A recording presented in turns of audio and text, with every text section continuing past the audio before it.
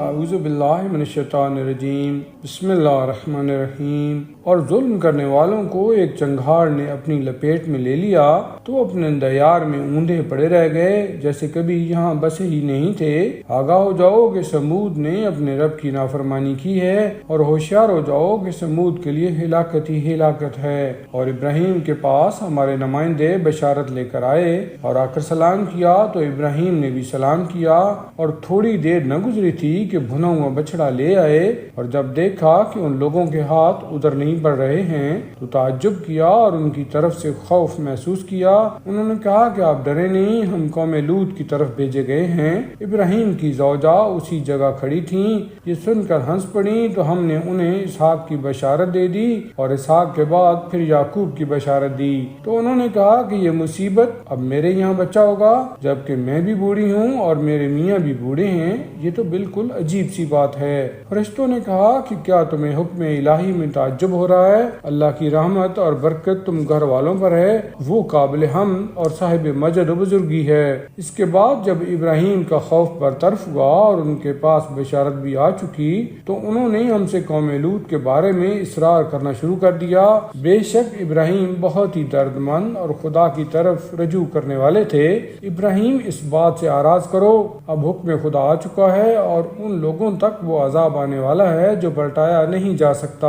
اور جب ہمارے فرستاد لوط کے پاس پہنچے تو ان کے خیال سے رنجیدہ ہوئے اور تنگ دل ہو گئے اور کہا کہ یہ بڑا سخت دن ہے، اور ان کی قوم دوڑتی ہوئی آ گئی، اور اس کے پہلے بھی یہ لوگ ایسے برے کام کر رہے تھے۔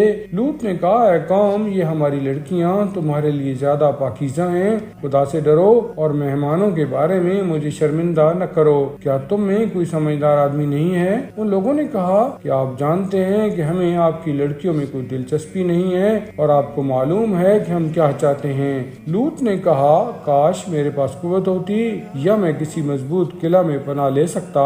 تو فرشتوں نے کہا کہ ہم آپ کے پروردگار کے نمائندے ہیں، یہ ظالم آپ تک ہرگز نہیں پہنچ سکتے ہیں۔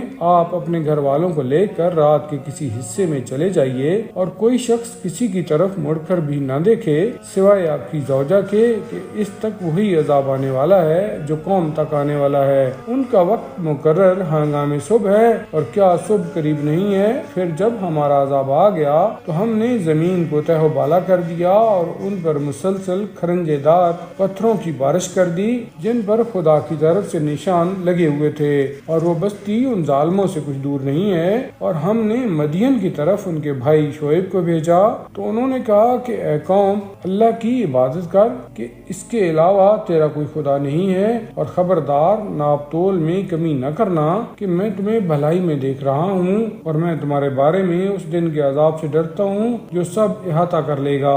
اے قوم، ناپ تول میں انصاف سے کام لو اور لوگوں کو کم چیزیں مت دو، اور روئے زمین میں فساد مت پھیلاتے پھرو۔ اللہ کی طرف کا ذخیرہ تمہارے حق میں بہت بہتر ہے اگر تم صاحبان ایمان ہو، اور میں تمہارے معاملات کا نگران اور ذمہ دار نہیں ہوں۔ ان لوگوں نے طنز کیا کہ شعیب، کیا تمہاری نماز تمہیں یہ حکم دیتی ہے کہ ہم اپنے بزرگوں کے معبودوں کو چھوڑ دیں یا اپنے اموال میں اپنی مرضی کے مطابق تصرف نہ کریں؟ تم تو بڑے بردبار اور سمجھدار معلوم ہوتے ہو۔ شعیب نے کہا کہ اے قوم والو، تمہارا کیا خیال ہے کہ اگر میں خدا کی طرف سے روشن دلیل رکھتا ہوں اور اس نے مجھے بہترین رزق عطا کر دیا ہے، اور میں یہ بھی نہیں چاہتا ہوں کہ جس چیز سے تم کو روکتا ہوں خود اسی کی خلاف ورزی کروں، میں تو صرف اصلاح چاہتا ہوں جہاں تک میرے امکان میں ہو۔ میری توفیق صرف اللہ سے وابستہ ہے، اسی پر میرا اعتماد ہے اور اسی کی طرف میں توجہ کر رہا ہوں۔ اور اے قوم، کہیں میری مخالفت تم پر ایسا عذاب نازل نہ کرا دے